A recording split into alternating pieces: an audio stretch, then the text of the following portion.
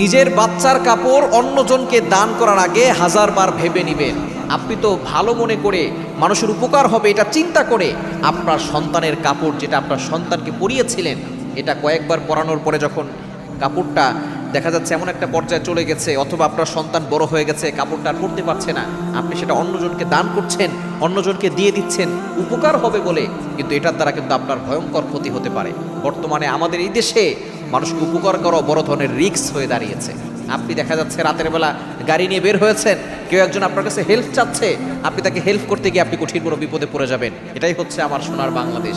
সুতরাং আপনি আপনার সন্তানের যে কাপড় মানুষকে দিচ্ছেন, এর দ্বারা বড় ধরনের ক্ষতি হতে পারে। কিছুদিন আগে এক ছোট বাচ্চা অসুস্থতা সারে না, বারবার শুধু অসুস্থতা হয়, কোনো রোগ ধরা পড়ে না, শুধু কান্নাকাটি করে।